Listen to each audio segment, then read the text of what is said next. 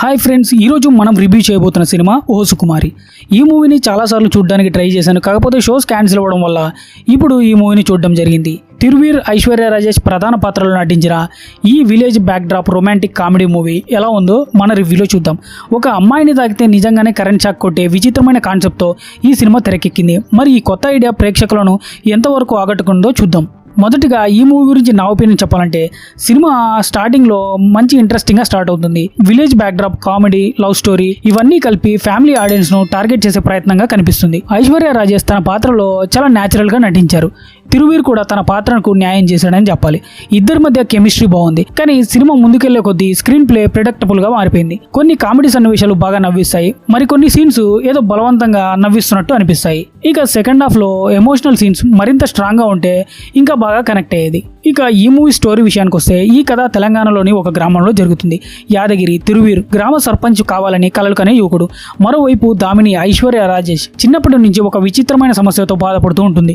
ఆమెను ఎవరైనా తాగితే వారికి కరెంట్ షాక్ తగులుతుంది.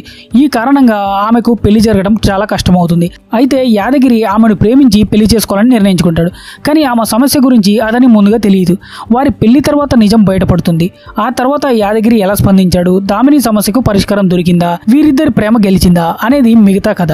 ఇక ఈ మూవీలోని ప్లస్ అండ్ మైనస్ పాయింట్స్ గురించి మాట్లాడుకుంటే, ముందుగా ప్లస్ పాయింట్స్. ఐశ్వర్య రాజేష్ అద్భుతమైన నటన, తిరువీర్ ఎనర్జీ మరియు కామెడీ టైమింగ్ బాగుంది. విలేజ్ లొకేషన్స్ చాలా బాగా చూపించారు. కొన్ని ఫ్యామిలీ ఎమోషన్స్ బాగా వర్కౌట్ అయ్యాయి. ఇక మైనస్ పాయింట్స్, స్క్రీన్ ప్లే చాలా ప్రిడిక్టబుల్గా ఉంటుంది. సెకండ్ హాఫ్ చాలా స్లోగా ఉంటుంది. కామెడీ కొన్ని చోట్ల వర్కౌట్ అయింది, ఇంకొన్ని చోట్ల వర్కౌట్ కాలేదు. క్లైమాక్స్ మరింత స్ట్రాంగ్ గా ఉంటే బాగుంది అనిపించింది. కాన్సెప్ట్ కి తగ్గట్టు ఎమోషనల్ డెప్త్ పూర్తిగా రాలేదనిపించింది. ఇక ఈ మూవీ గురించి ఫైనల్ వర్డిక్ట్ ఏంటంటే, ఓ సుకుమారి మంచి కాన్సెప్ట్ తో వచ్చిన ఒక లైట్ హార్ట్ ఫ్యామిలీ ఎంటర్టైనర్, కానీ స్క్రీన్ ప్లే వీక్ గా ఉండడం, స్లో ఫేస్ కారణంగా పూర్తి స్థాయిలో ఆకట్టుకోలేకపోయిందని చెప్పాలి. ఇక ఈ మూవీని ఫ్యామిలీతో కలిసి ఒక లైట్ ఎంటర్టైన్మెంట్ కోసం చూడొచ్చు.